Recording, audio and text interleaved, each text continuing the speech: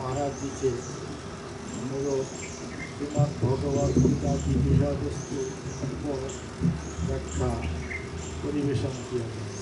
समय 11:45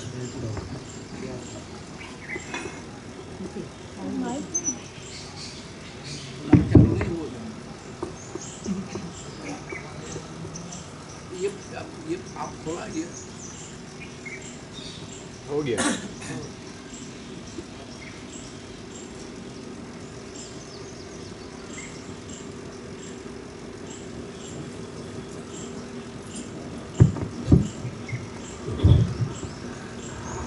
जय मां, हरिओम।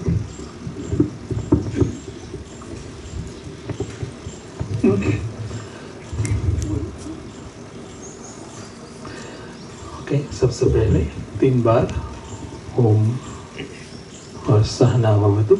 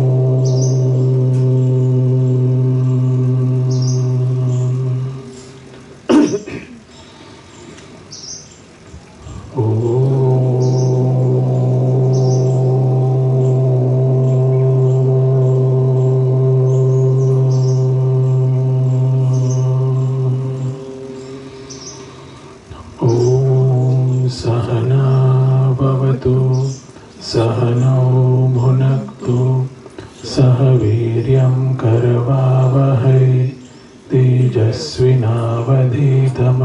मा विद्विषावहै।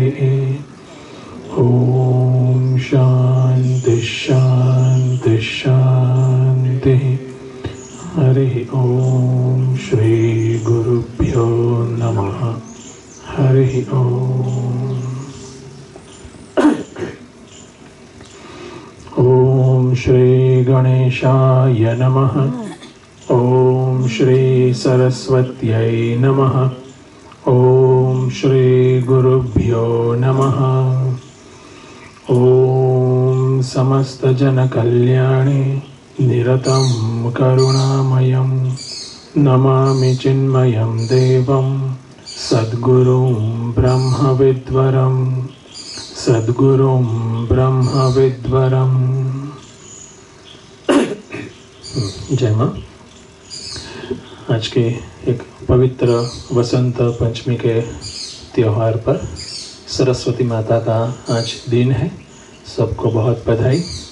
और आज हम माता जी को याद करके ज्ञान प्राप्ति का एक विशेष प्रयास करेंगे।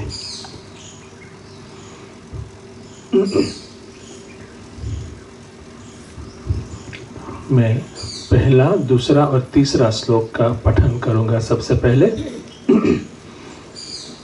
श्री भगवानुवाच अभयं सत्त्वसंशुद्धिः ज्ञानयोगव्यवस्थितिः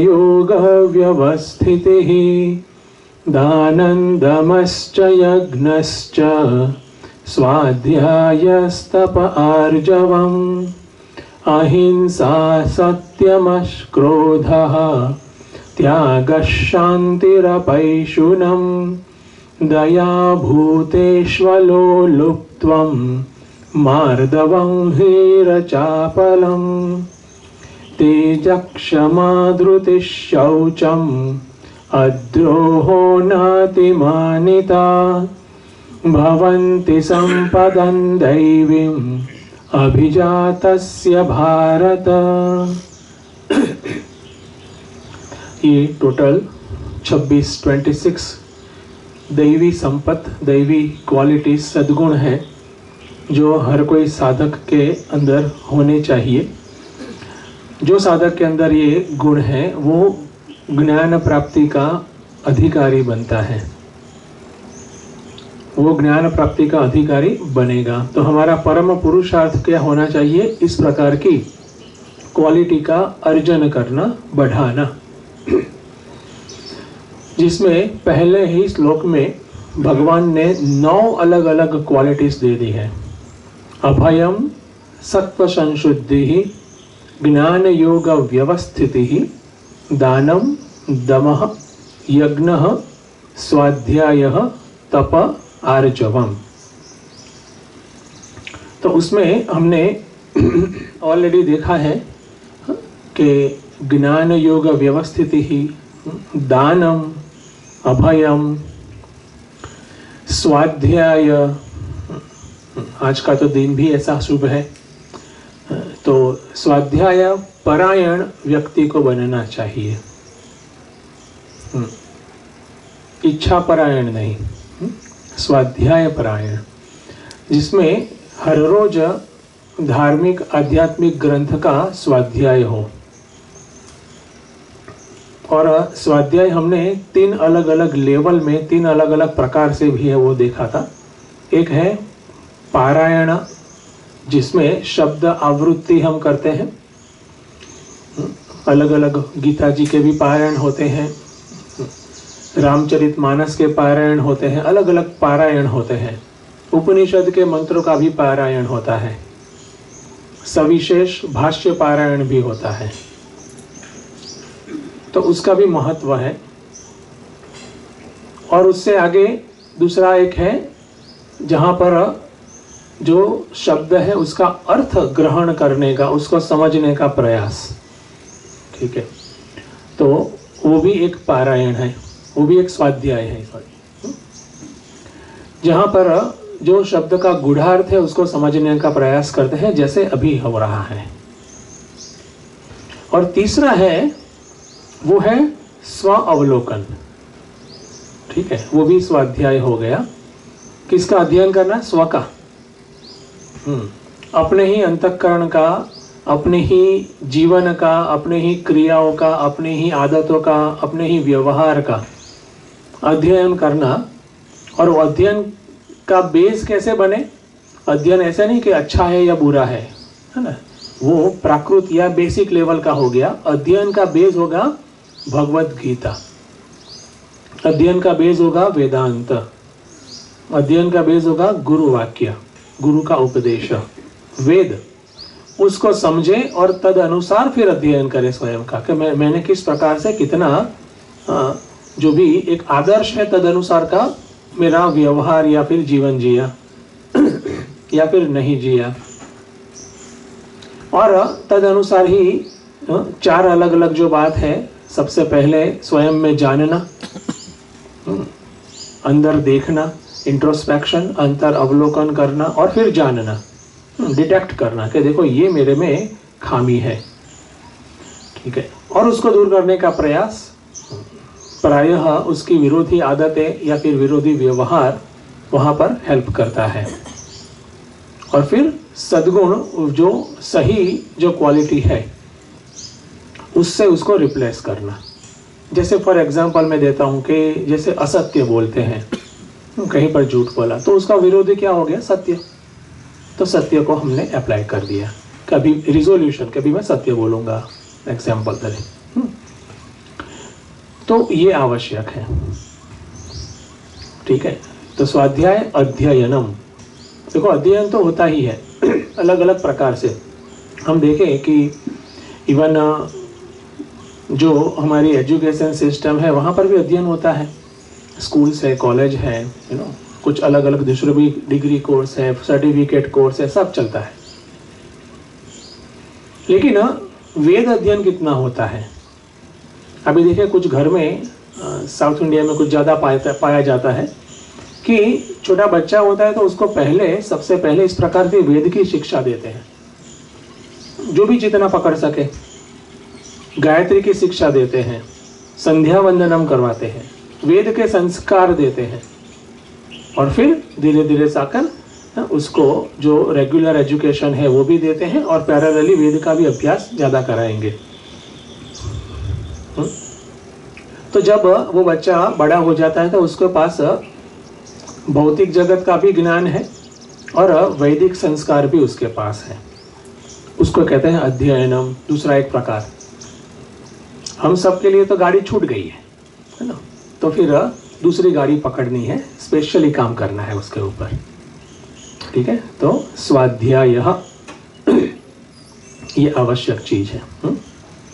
फिर है तप और आर्जवम। पहले आर्जवम लेता हूं। आर्जवम माने सरलता।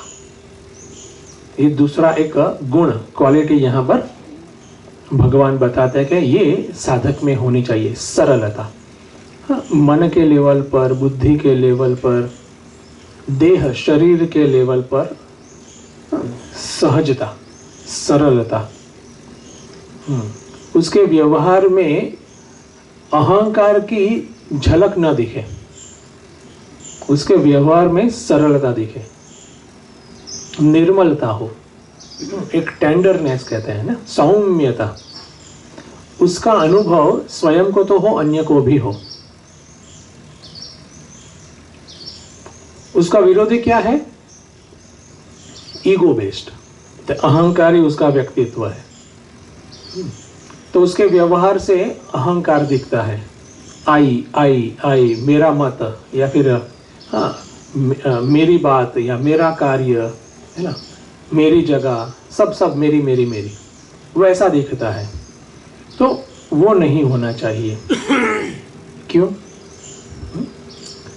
क्योंकि हमें तो ऐसा लगता है कि व्यवहार तो कभी कभार हम ईगोइस्टिक बनते हैं, तभी बनता है ना। हमारा लोग सुनते हैं, है ना, बच्चे तक भी सुन लेते हैं, दूसरे लोग हैं, हमें तंग नहीं करते, ईगोइस्टिक बेटर। तो देखो, व्यवहार में जो भी हमें लाभ दिखता हो, लेकिन आंतरिक रूप से कुछ गड़बड़ बड़ी होती है। अहंकार युक्त जो व्यक्तित्व है, वो व्यक्तित्व, जो बुद्धि है, उसका मन है, उसका जो प्राण है, काफी संकुचित हो जाता है। व्यक्ति अहंकार के प्रेशर में ही रहता है, उसके प्राण जो है, उसका मन अहंकार के ही प्रेशर में रहता है। ठीक है, तो तब इस प्रकार की स्थिति में वो अध्यात्म की प्रक्रिया तो छोड़ो, वो क्रिएटिव, सृजनात्मक भी नहीं हो सकता।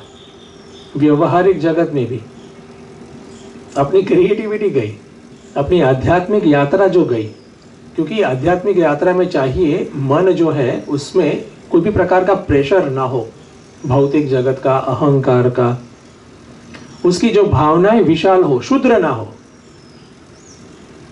ठीक है, उसके लिए आवश्यक है ये आर्जवम। आर्जवम, सरलता, ये आवश्यक है। ठीक है, तो इस इवन आर्जवात अर्जुन जो है, हाँ, उसमें उसका भी एक अर्थ है आर्जवम, सरलता।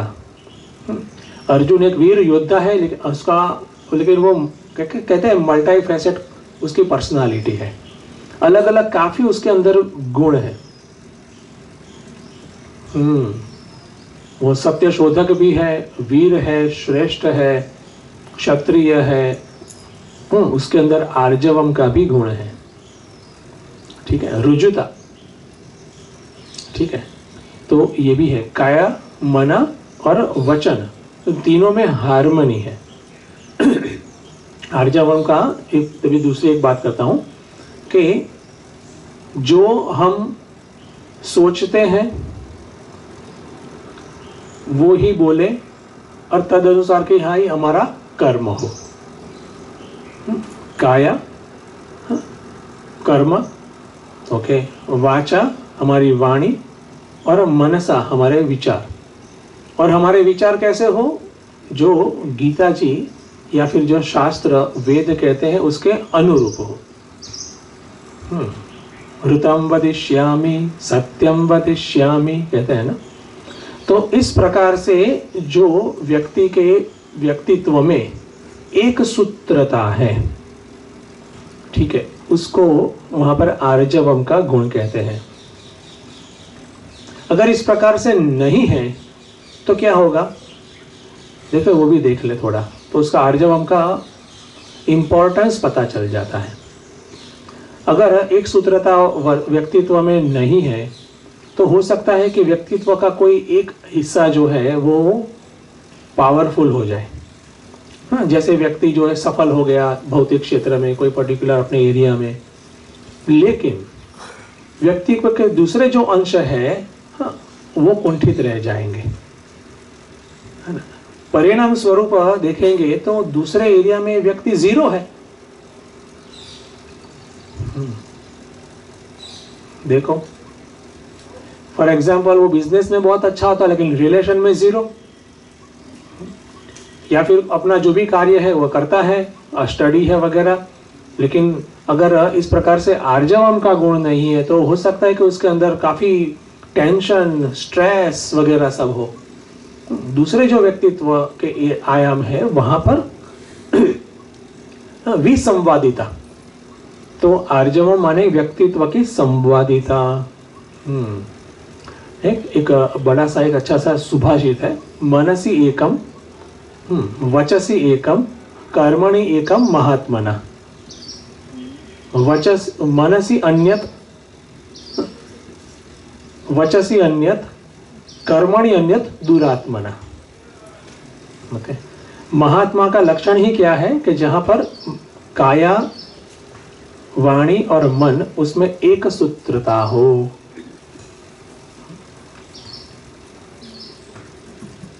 और जिसमें एक सूत्रता नहीं है वो कैसा हो गया, दुरात्मा, दुष्टता अंदर व्यक्तित्व में रहती है। ठीक है, तो आर्जवम इसीलिए बहुत ही अगत्य इंपॉर्टेंट है। यहां तक कि अगर आर्जवम नहीं है, सरलता, देखो सरलता ऐसा मतलब उसका नहीं है कि कोई भी व्यक्ति कुछ भी कहे हम उसको सहन कर ले, है ना। देखो उसका सही अर्थ लेना है, तभी हम उसको वैल्यू भी कर पाएंगे। जब वैल्यू करेंगे तभी उसको हम अपने में अपनाएंगे भी सही। ठीक है, यहाँ पर आर्जवम माने जो हमारी सोच है तद अनुसार ही हमारा जीवन है, वरना जो सोच अनुसार जीवन नहीं है तो उसको ही कहते हैं स्प्लिट पर्सनालिटी। सोच एक है, वाणी दूसरी है, कर्म तीसरे है। ठीक है,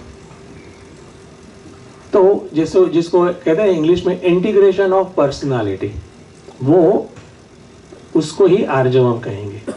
वहां पर एक सूत्रता है, व्यक्तित्व के सभी आयाम है, वहां पर एक ही प्रकार से जो जिया जाता है।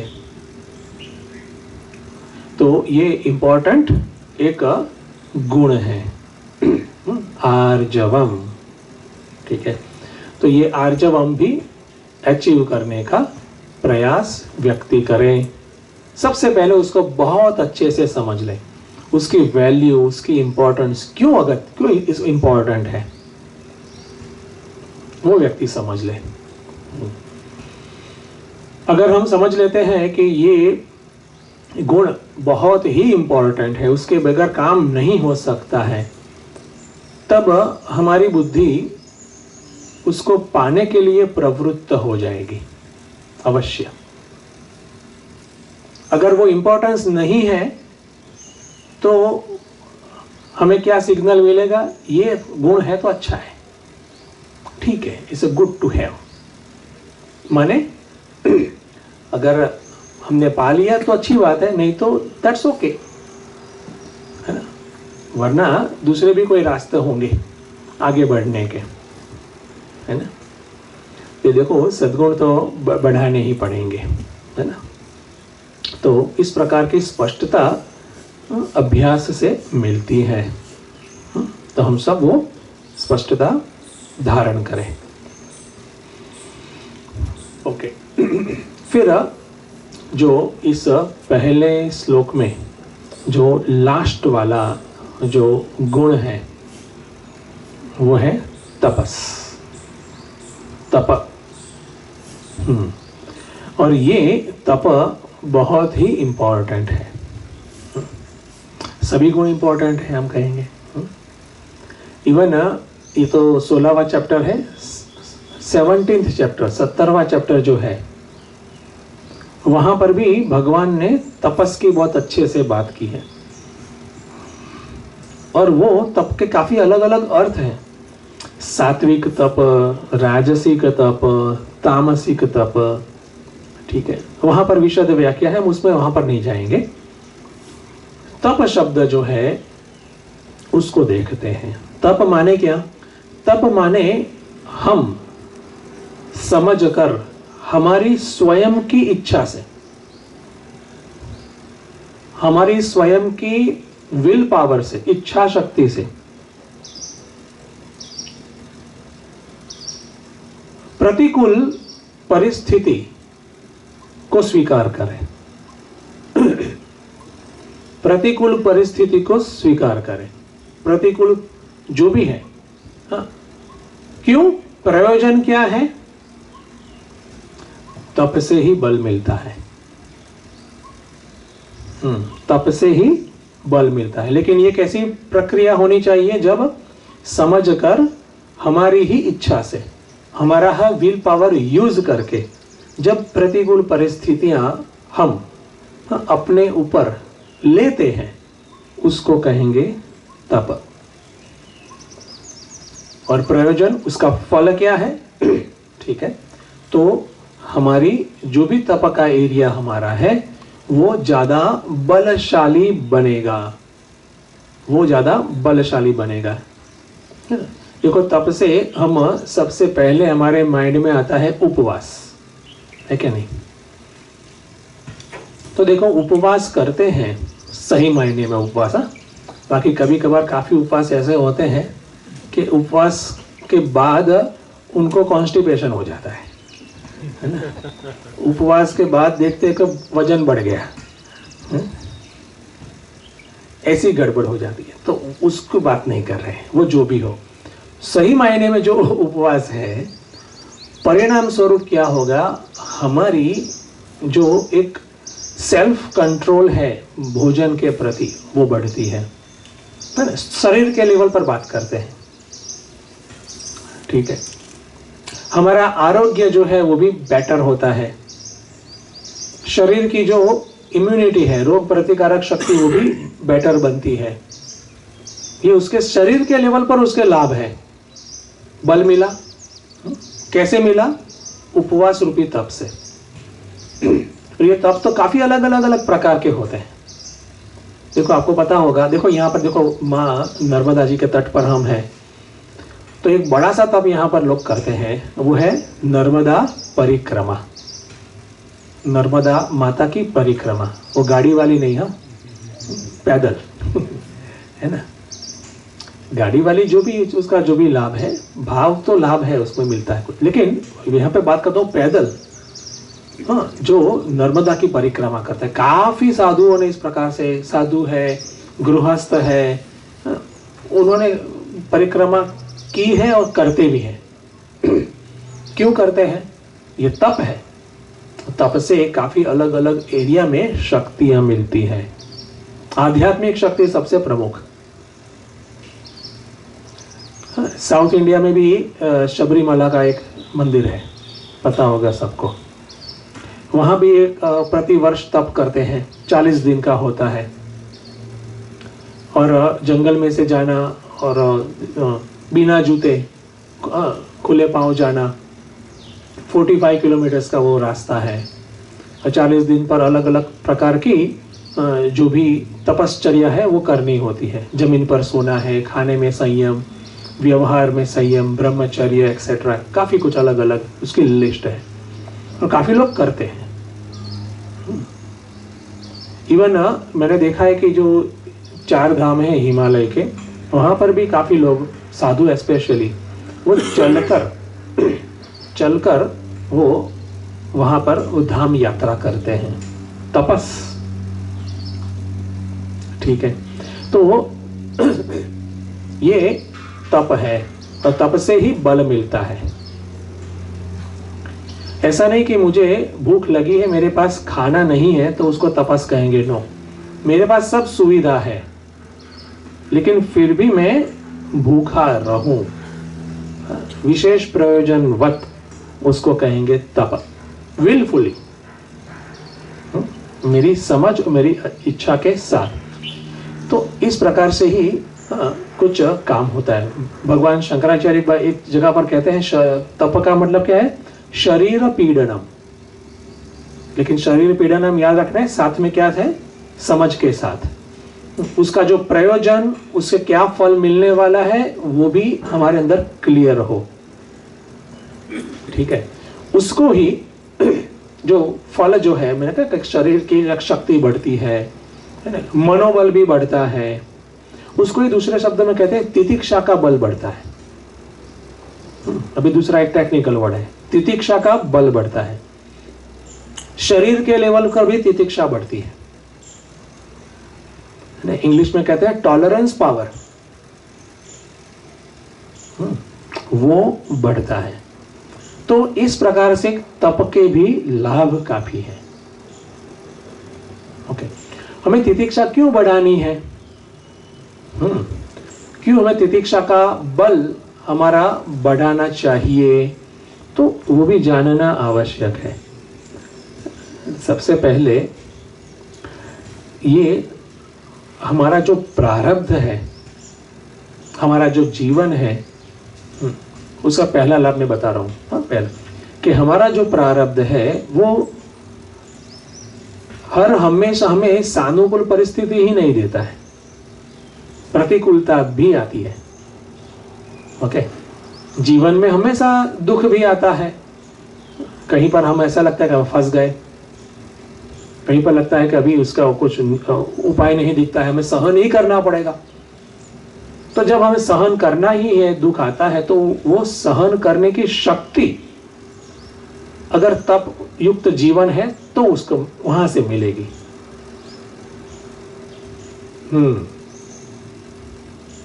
अगर तप युक्त जीवन है तो वहां से जो सहन शक्ति हमने जो डेवलप की है, तितिक्षा का बल डेवलप किया है, वो हमारा जो प्रतिकूल प्रारब्ध है उसको भुगतने में हमें सहायक होता है। जैसे मैं एक एग्जांपल देता हूं, जैसे कि आर्मी है, ठीक है। आर्मी की ट्रेनिंग देखो कितनी पक्की होती है, बहुत ही विकट। उसमें भी अगर कमांडो है, ब्लैक कैट कमांडो, ये और विकट, कई दिनों तक इनसे बने के खाना भी नहीं मिलेगा, खाना कच्चा देते हैं ट्रेनिंग के टाइम पर। ओके, 10-10 घंटा तक उनको ड्रिल कराएंगे या पर्टिकुलर प्रकार की एक्सरसाइज करवाएंगे, है ना। सोने में भी कुछ फैसिलिटी नहीं ज़्यादा, ऐसा हो सकता है। अभी ट्रेनिंग उस सबकी अलग अलग होती है और इतनी विकट होती है कि बात मत पूछो। क्यों?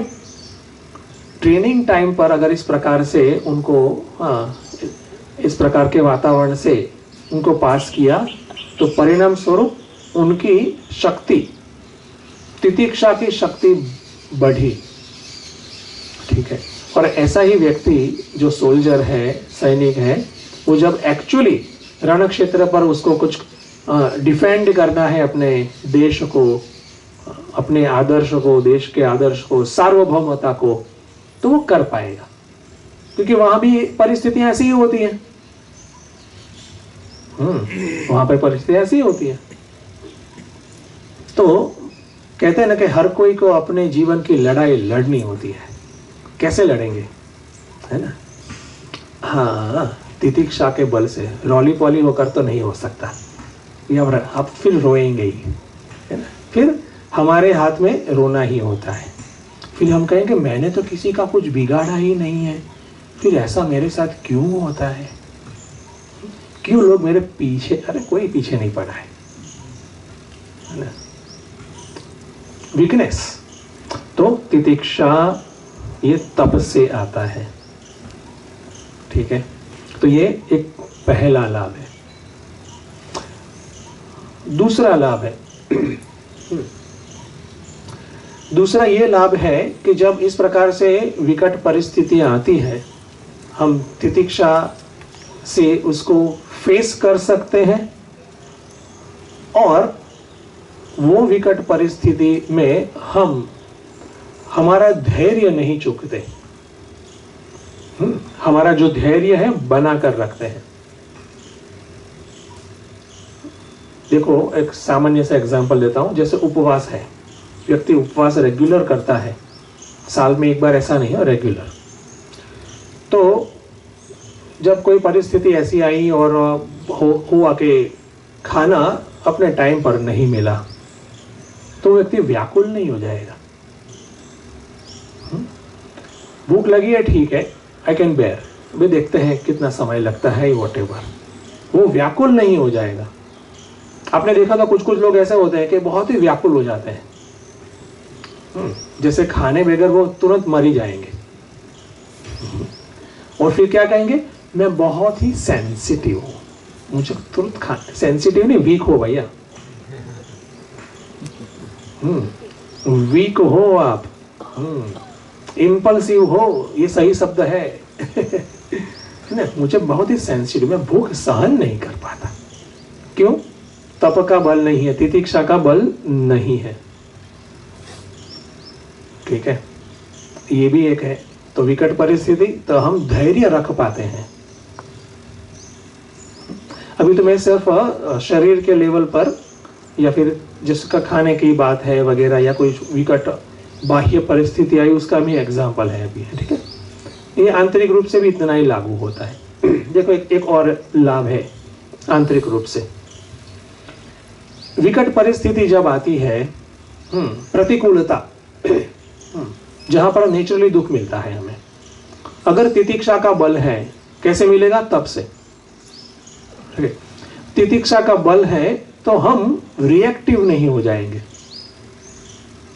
काफी लोग विकट परिस्थिति में अपना जो एक बैलेंस ऑफ माइंड है वो गंवा देते हैं। कभी कभार तो पता भी नहीं चलता वो क्या बोल रहे हैं, कुछ कुछ भी बोलेंगे, फिर बाद में कहते हैं कि वो मैं अपने आप में नहीं था। अगर वो उसमें कुछ जेंटलनेस है तो बोलेंगे आई एम सॉरी, अगर नहीं है तो बोलेगा वो ठीक ही था, जो भी हो आप भुगतो, अभी सुनने वाला भुगते। ऐसा।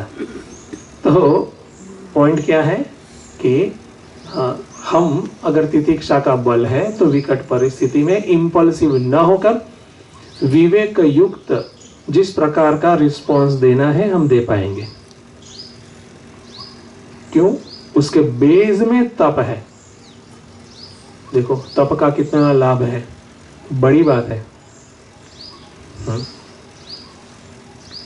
तो तप पावरफुल चीज है।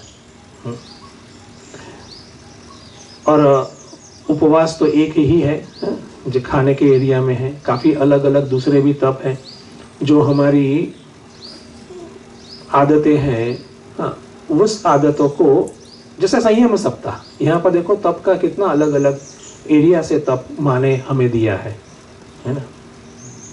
खास कर जो ए ग्रुप के जो यहाँ पर साधक है उसके लिए तो बड़ा तप है, सिर्फ जल पर या फिर फ्रूट साथ में हो थोड़े, जो भी जिस प्रकार का तप लिया है।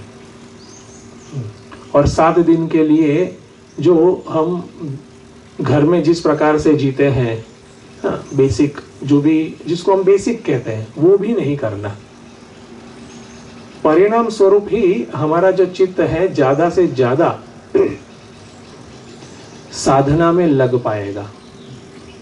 याद रहे, हम जितना अपने आप को पैम्पर करते हैं उतना हम अपने आप को वीक करते हैं और तप और आध्यात्मिक उन्नति से दूर जाते हैं, वो पक्की बात है। और लास्ट में एक दूसरा लाभ बता देता हूं। मैंने कहा कि जो व्यक्ति इंपल्सिव नहीं रहता, रिएक्शंस नहीं करता है, एक इंपॉर्टेंट दूसरा एक लाभ है, तप है तो, तपस्वी व्यक्ति है तो वो ये है कि जब इस प्रकार से प्रतिकूल परिस्थिति आती है, जैसे कोई रोग आ गया, तो इसको तो रोक नहीं सकते, गुजरना पड़ेगा। या फिर कुछ परिवार के लोगों में ही कुछ झगड़े जैसा कुछ हो गया, लॉस हो गया, बिजनेस है, तो काफी कुछ चीजें रहती है जीवन में। तो उस परिस्थिति में हम चलो धैर्य भी रख सकते हैं, तितिक्षा का बल है तो उसको ज्यादा बिगाड़ते नहीं है। ऑलरेडी झगड़ा तो हो गया और बिगाड़ो, ऐसा नहीं। और साथ में इंपॉर्टेंट बात यह है कि हम अंदर, हमारा चित्त जो है वो विह्वल नहीं होता है। जितना अच्छा तप उतना हमारा इस तितिक्षा का लेवल और तदनुसार हमारे चित्त की स्थिति ये सीधा इस प्रकार से जाता है। तो हमारा चित्त जो है वो विक्षेपित नहीं होता है, क्या काफी कम होता है, जैसी तप की स्थिति।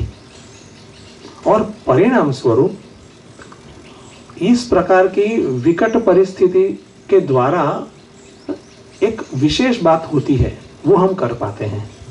और विशेष बात यह है कि विकट परिस्थिति से भगवान हमें कुछ सिखाना चाहते हैं। We can learn that. हम सीखने की स्थिति में रहते हैं। ठीक है, क्यों? तप का बल है इसलिए।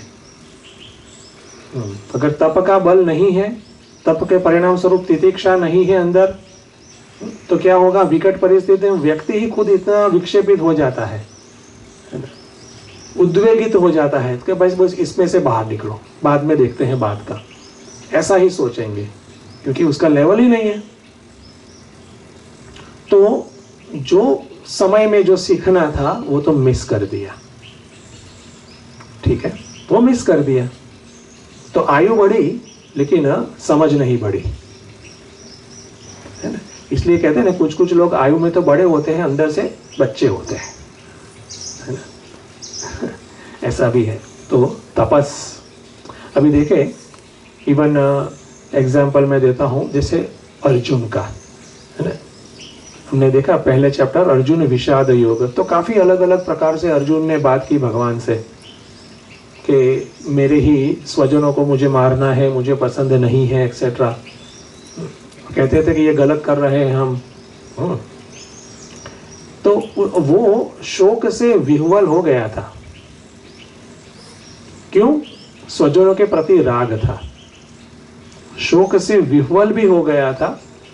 और परिणाम स्वरूप उसकी जो बुद्धि है वो अलग अलग कुतर्क भी दे रही थी। पहले चैप्टर में सब है, पहले अध्याय में कुतर्क भी दे रही थी कि युद्ध से कोई लाभ नहीं है ना, हम तो शांति प्रिय है, ऐसा सर, है ना। सालों तक तो युद्ध की ही वो खेव ना करते थे, अभी के युद्ध से कोई लाभ नहीं है, और उसके कारण भी दे रहे थे। हाँ, तो देखो कुतर्क भी आ गया, जस्टिफिकेशन हम सब करते हैं मोर और लेस। लेकिन अर्जुन के पास वो शक्ति भी थी, आंतरिक शक्ति। तो उसको पता चला कि मेरा ये निर्णय या मेरी सोच गलत है।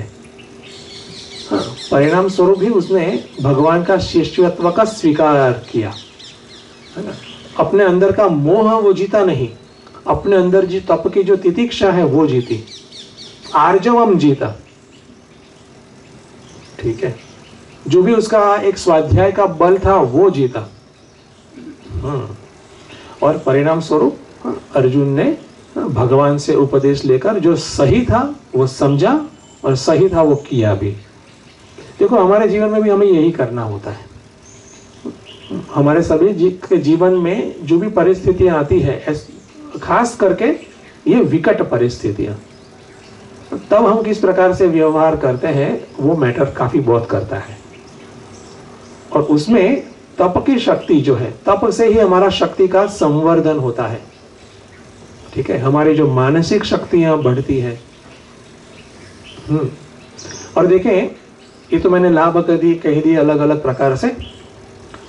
और ये तप से जो शक्ति हमारी बढ़ती है शक्ति का संवर्धन होता है, शक्ति बढ़ती है, उसका निवेश, उसको कहाँ पर अप्लाई करना वो भी हमारे ही हाथ में है।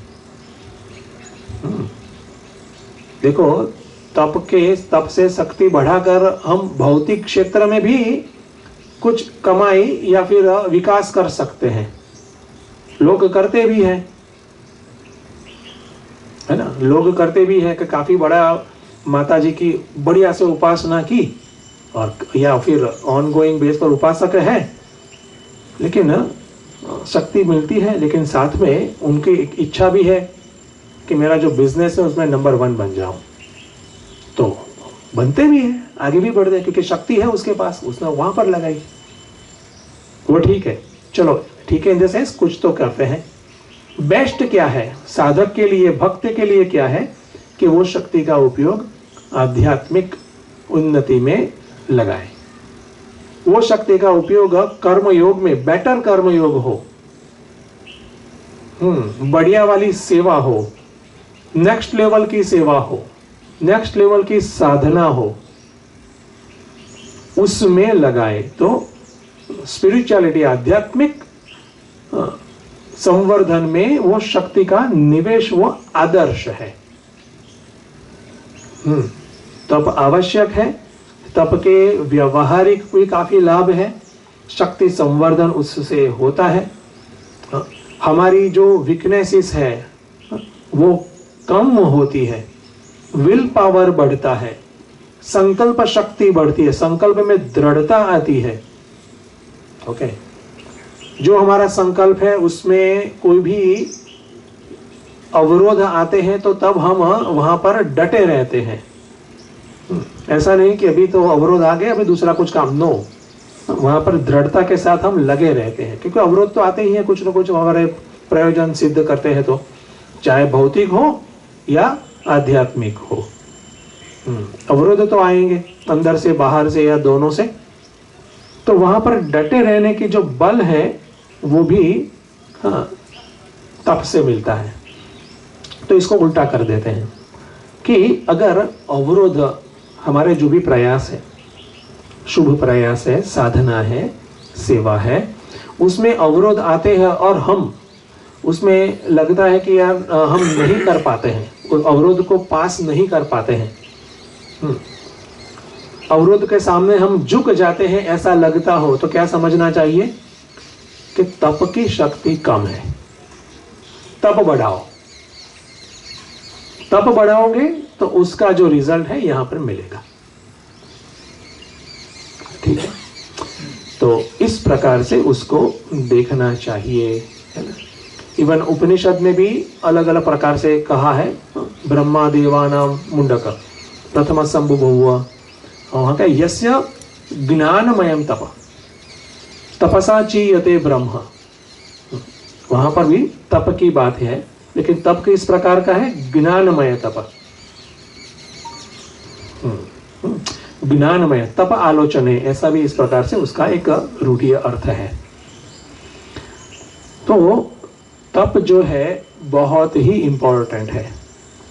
व्यक्तिगत रूप से तप से ही हमारी जो इवन सर्जनात्मक शक्ति है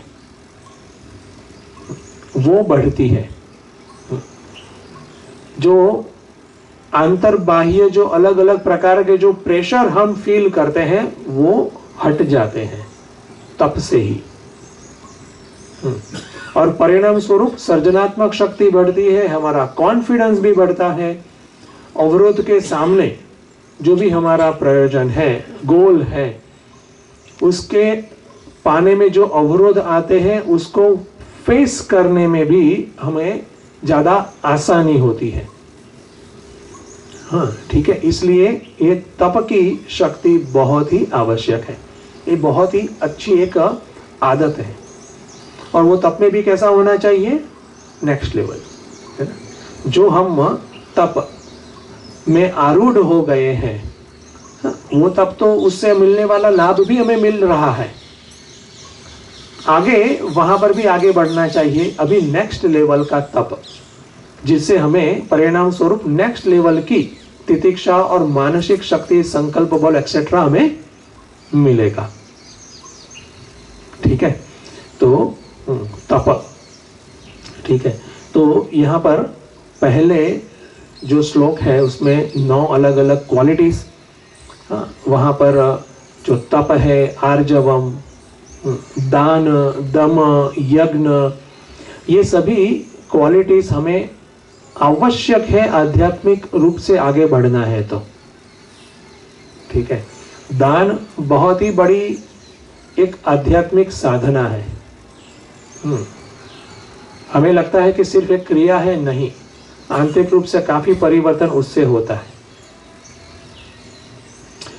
दान के साथ ही दम होता है। दम हमने देखा था, शरीर इंद्रिय निग्रह। दान का विरोधी लोभ है, हमने देखा था। लोभ के साथ क्या जाता है? भोग। लोभ के साथ भोग की एक जुगलबंदी है। दान के साथ दम, तप, उसकी जुगलबंदी है। ठीक है, तो ये सब हमें अवश्य करना चाहिए। जो ब्रह्मा जी ने उपदेश दिया था ना, मनुष्यों को, देवताओं को और असुरों को, क्या? द मनुष्य को कहा भाई काफी लोभ है, दान करो, प्रमुख रूप से दान करो। देवताओं का काफी भोग है, वहां पर दमन करो, दम। और असुर के वहां पर काफी क्रूरता है, तो क्या? दया करो। द माने हमारी प्रकृति में जो भी इस प्रकार से नेगेटिव अंश है उसका विरोधी क्या है? ये सद्गुण। इस प्रकार की हमारी स्पष्टता हो, और ये समझ के साथ हम अगर इस प्रकार से हमारे जीवन में परिवर्तन लाते हैं, बुद्धि में बहुत बढ़िया सा समाधान होगा कि सेंस ऑफ पर्पस, क्यों हम ये करते हैं, क्यों करना चाहिए। ऐसा नहीं कि आजू बाजू लोग करते हैं वही मैं करूं, नहीं, जो श्रेष्ठ लोगों ने किया है वो मैं करूं। फॉलो करना है तो हमारे गुरु को फॉलो करें, फॉलो करना है तो गीता जी को फॉलो करें, हमारे महापुरुषों को फॉलो करें, माँ को फॉलो करें, क्यों आजू बाजू के लोगों को, है ना। जहां पर से हमें प्रेरणा मिलती है, डेफिनेटली आजू बाजू से भी। अगर प्रेरणा युक्त वातावरण नहीं है तो हमारे लिए प्रेरणा स्रोत है, वहां से ले, भगवत गीता से ले। ठीक है, तो उसके 100% लाभ है, और वो लाभ तभी मिलेंगे जब उसको हम समझेंगे, नंबर 1, और फिर उसको हमारे जीवन में करेंगे। ये सिर्फ समझने की बात नहीं है,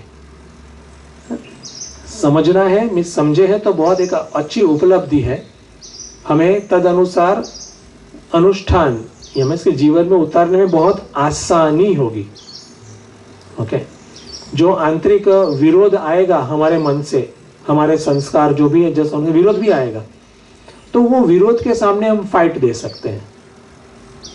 बाह्य विरोध भी आएगा, भैया क्यों कर रहे हो, तो वहां पर भी हम फाइट दे सकते हैं सही तरीके से। तो इसके लिए दैट्स वाई ये सब आवश्यक है, अल्टीमेटली हमें तदनुसार करना है। तदनुसार हमें करना है। आर्जवम, उसकी भी हमें प्रैक्टिस करनी है, तब जाकर हमारा व्यक्तित्व है उसमें सुगंध आएगी, है ना। ठीक है, तो पहला श्लोक जो है वो हमने देखा, और देखे फिर से हमें लोगों की अगर सर्टिफिकेट की वांछना है कि लोग कहे कि अभी हम ठीक कर रहे हैं, तो कभी भी आगे नहीं बढ़ पाएंगे, है ना। गुरु क्या कहते हैं, गीता जी क्या कहती हैं, तो तदनुसार अगर हम वो लाइन में हम बैठते हैं ठीक, उसको ही आगे बढ़ना कहेंगे, और वहां पर से ही हम हमारा एश्योरेंस लेंगे, तब जाकर काम बनता है। ठीक है, और उसमें ये आवश्यक एक स्टेप है जहाँ पर हमारी बुद्धि में, हमारी समझ में इसकी क्लैरिटी हो कि क्यों हमें ये गुण हमारे अंदर उसका विकास करना चाहिए, उसके क्या लाभ है, अगर गुण नहीं है तो उसके क्या गैर लाभ है। ठीक है, तो पहला श्लोक हो गया। अभी जो दूसरा श्लोक हम कल देखेंगे, उसमें प्रवेश करेंगे। ओम पूर्णमद पूर्णमिदं पूर्णात् पूर्णमुदच्यते पूर्णस्य पूर्णमादाय पूर्णमेवावशिष्यते। ओम शांति शांति शांति। हरि ओम। श्री गुरुभ्यो नमः। हरि ओम। हरि ओम। जय मां।